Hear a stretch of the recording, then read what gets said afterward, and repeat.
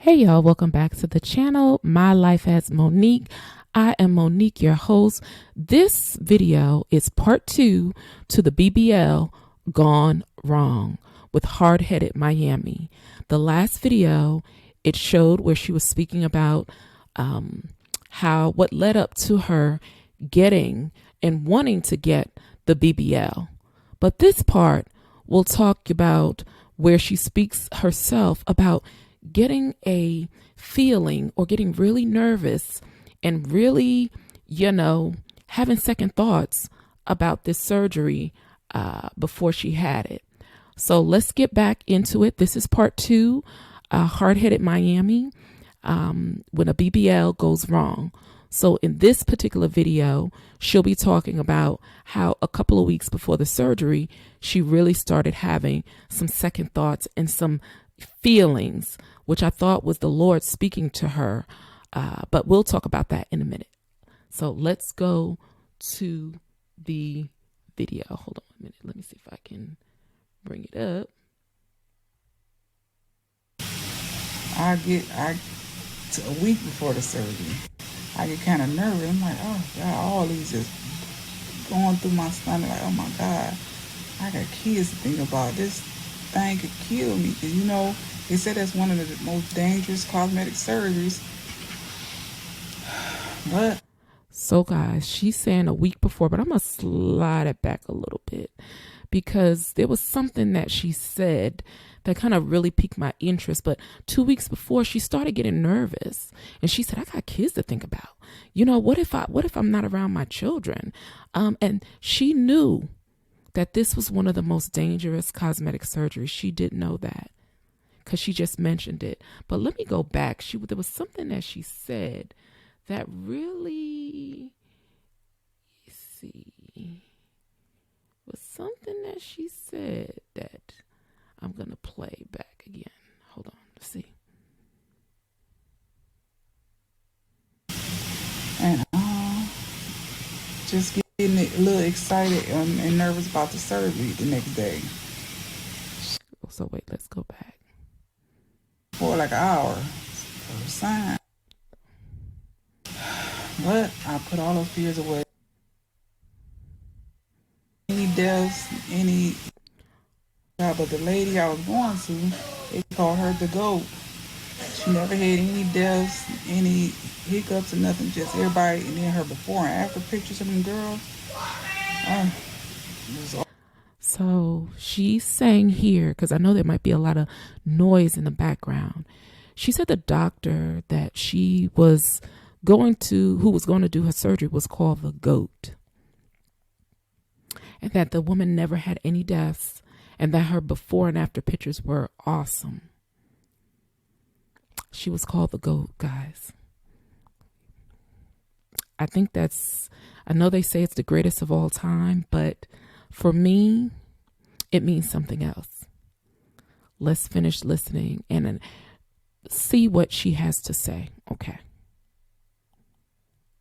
Awesome. So a week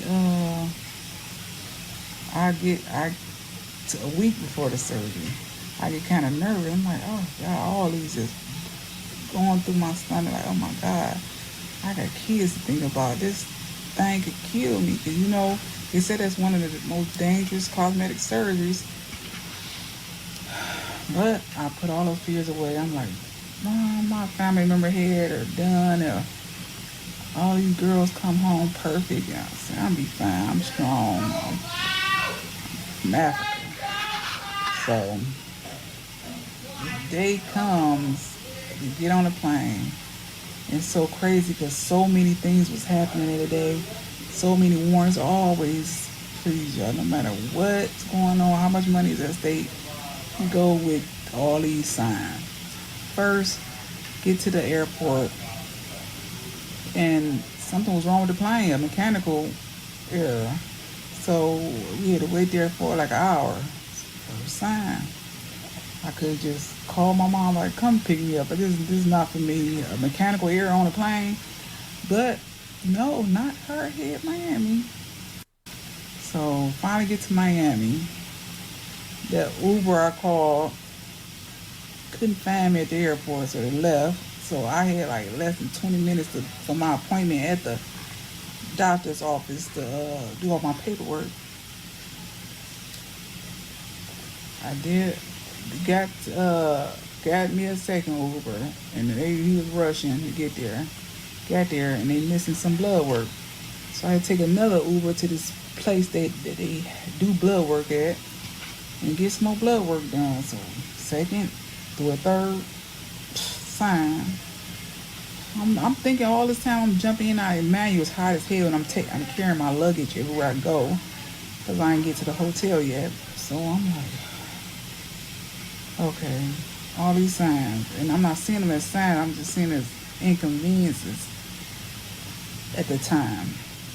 So get done my blood work. Everything came back normal. Gave them extra $500, and just getting a little excited and nervous about the surgery the next day.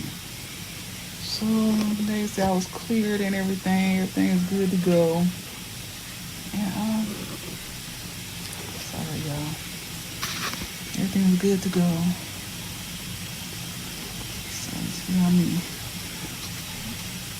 So I go get the room. They talking, okay, you need a deposit, cash. I said, I don't carry cash on me. I said, but I can go to this ATM. And I forgot what they said, why they couldn't take my card. I said, I paid for this room with my card, which means you can't take it. They're like, yeah, they shouldn't have took it over phone. We can't take online bank. I like on my online bank.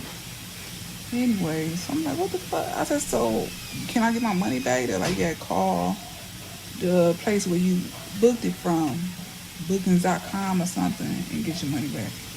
I said, okay, fourth sign. So I said, where's the near another hotel? And they said, right behind us. Now you behind us was behind a freeway. So I'm walking in the Miami heat with my suitcase under a freeway bridge to get to another hotel. I mean, I was sweating and hot and frustrated and mad and everything else. Talking to the people on the phone, getting my money back. And but I got to the hotel, which was a better hotel, 10 times better. And so I was kind of happy. So I got me something, got the room, got me something to eat, and something to drink. And just went upstairs, and the room was nice and cool. Got me showered. Just started thinking about the surgery. Everybody calling me, saying, "Are you nervous?" And yeah, or you can change your mind. You know, I'm like, I can't change my mind. I can get my money back. And so I'm like, tomorrow I'll be a brand new person. Okay, so she talks about how prior to the surgery, she had looked at the before and after pictures, which lets you know that what we see really does impact us. She said her kids weren't really concerned as to what she would do. And her husband was like, well, do what makes you happy. However, there were 4 things that occurred. And I believe it was Holy Spirit speaking to her to tell her to turn back around and stop, because he knew what was going to happen. One of the first signs she said was that there was a mechanical error. Okay.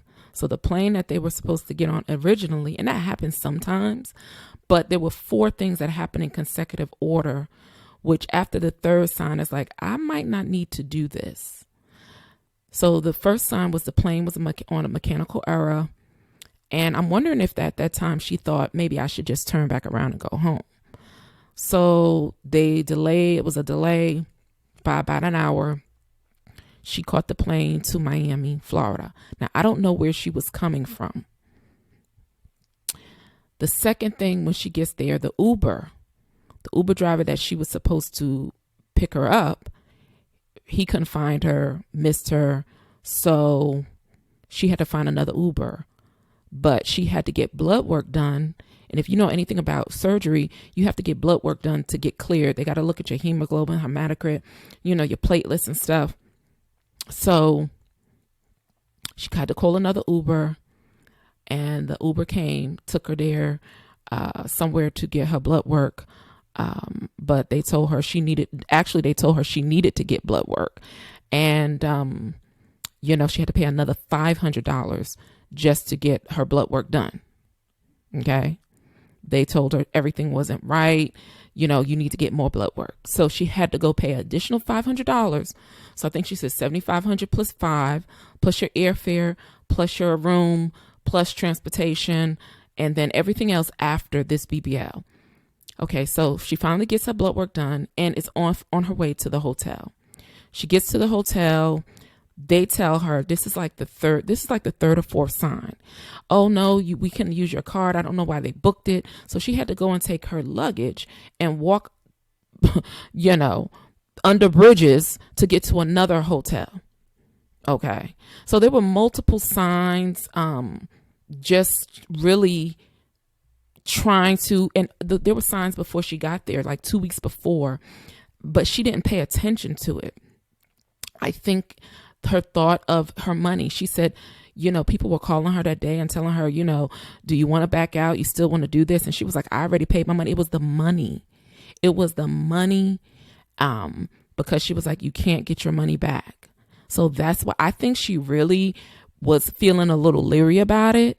But because she already paid the money is why she did not turn back around and go back home and just lose out on that money. I believe that's what the case was, because she just said it.